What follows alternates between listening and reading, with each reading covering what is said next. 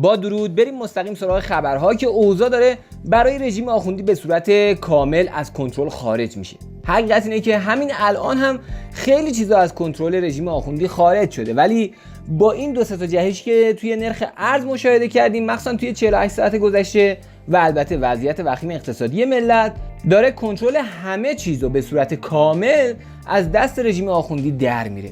تصویری که به دست ما رسیده و توی فضای مجازی هم منتشر شده نشون میده که بالاخره کاسبان و بازاریان کشور بعد از تحمل ماه‌ها و هفته‌ها فشار شدید و فروپاشی کسب و کارشون، کاسه صبرشون لبریز شده و امروز قیام کردن. این ویدیو از تجمع کسبه پاساژ چارسوی تهران در اعتراض به افزایش بی‌سابقه قیمت دلار و کسادی شدید بازار که ناشی از اونه منتشر شده.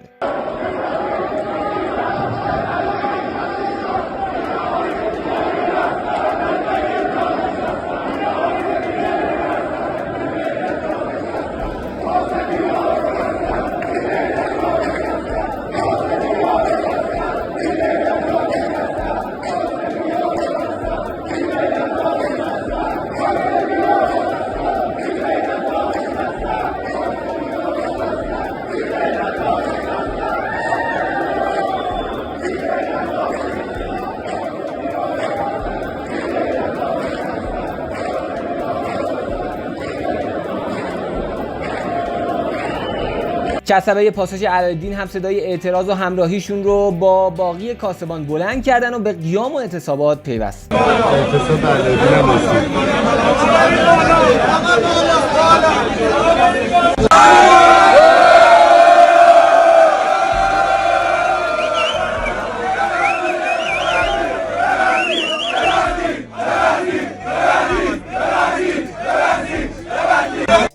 کسبه در این مرکز مهم تجاری کشور و پایتخت دکانهای خودشون رو بستن و وارد اعتصاب شدن. بله، هفته 10,404 دلار 143 تومانی پاساژ علایالدین که بچه‌ها دارن میبندن. واقعا هم ناراحتی داره، فقط ان شاءالله مشکل حل بشه، همه برگردن.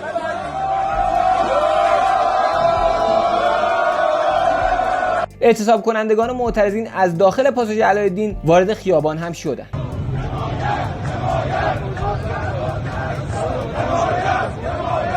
این هم ویدئویی از وضعیت بازار شوش و تجمع کسبه مقابل پاساژ ایرانیان که نشون میده خشم عمومی در حال فورانه. وضعیت بازار شوش تهران روبروی پاساژ ایرانیان.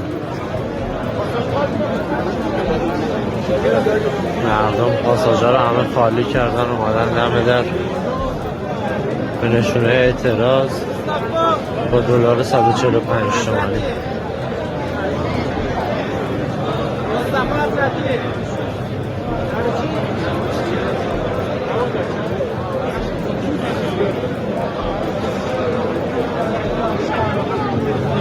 به خدا این وضعیت حق مردم ایران نیستش. این ویدیو هم از تجمع کاسبان تهران در خیابان جمهوری به دستمون رسیده.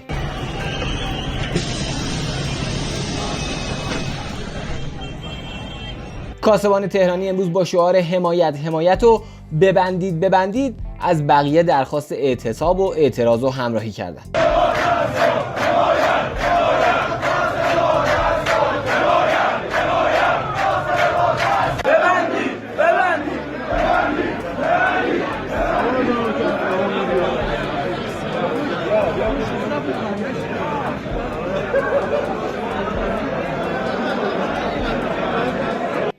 این هم یه ویدئوی دیگه از تجمع و قیام و شعارهای کسبه تهران.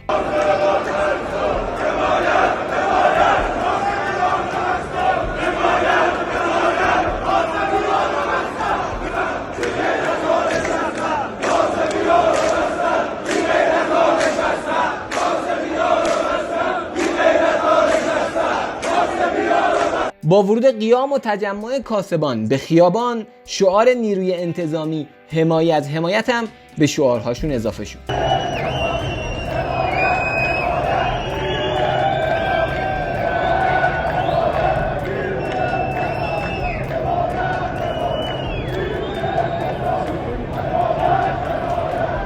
با توجه به کارزار همکاری ملی که توسط شاهزاده و ملیگرایان راه افتاده و مدت هاست در جریانه، به نظرم این بار دیگه این شعار بتونه تاثیر قابل توجهی رو روی نیروی انتظامی بذاره. همچنین مردم هم دارن با فریاد و همراهی از اعتصاب کاسبان حمایت میکنن.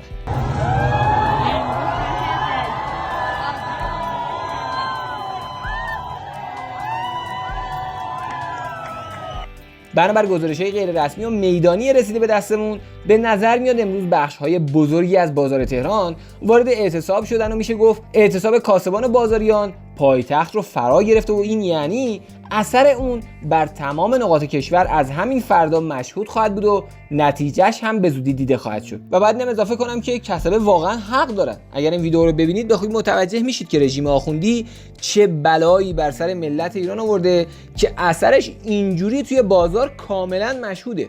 آقا امروز دلار 144 هم رد کرد، نزدیک 145. این مغازه ها رو میبینید، دونه دونه شونو میبینید، اینا هر کدومشون بار ارسال میشد شهرستان، شهرهای مختلف، هیچ کدوم باری نیست. این پاساژ پرشین که معدن عمده فروش های گنده های بازار. این هم بازار آهنگران، وضعیت رو میبینید. این بازار راست بازار کلانتری چیزی بود که همه یه تنه رد میشد از زورکی. این هم وضعیت مغازه هاست، همه خالی نشستن، میبینید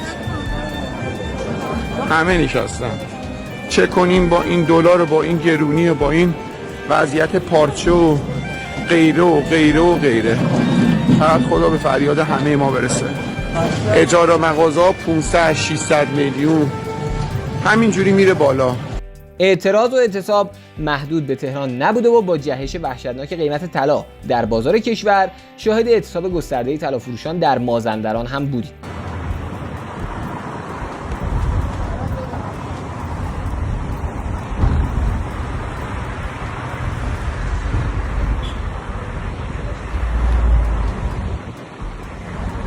در حالی که کاسبان و بازاریان به مرحله اعتصاب و تعطیلی کامل کسب و کار رسیدن، ببینید رژیم آخوندی به اعتراف خودشون چجوری داره اقتصاد ایران رو متلاشی میکنه. آقا ما در شرایط موجود حاکمیت ارزیمون بسیار ضعیفه.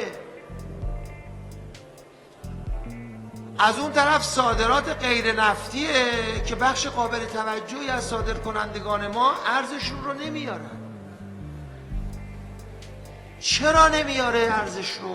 ما حساب کردیم از سال 97 تا 25 آذر ماه سال جاری 76 میلیارد دلار از 333 میلیارد دلار کل صادرات غیر نفتی ما در این مقطع زمانی صادر کننده ها ارزشون رو نیاوردن. یعنی تعهد سررسید شده دارن، زمانش سررسید شده اما ارزشون رو ارائه نکردند. خب این ارزها و دلارها رو کیا میگیرن؟ چرا وارد کشور نمیکنن؟ صادرات کشور دست چه کساییه؟ نقش مافیا و باقی بخش‌های رژیم در این وضعیت چیه؟ نقش بی‌ثباتی و آینده متزلزل و حتی نزدیک به جنگ که رژیم آخوندی برای ایران درست کرده در این اتفاق چیه؟ و از همه مهمتر این که چرا ملت ایران باید تاوان همچین وضعیتی رو بدن که هیچ نقشی توی به وجود اومدنش ندارن؟